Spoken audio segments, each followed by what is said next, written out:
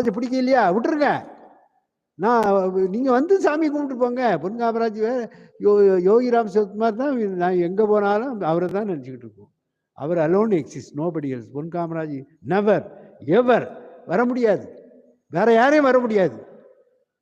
நம்ம வர்ற மாதிரி நினைக்கிறோம். அதெல்லாம் நிற்காது. அதனால பகவானுடைய நாமம் சொல்லுங்க, அங்கங்க போய் காலில் விழாங்க.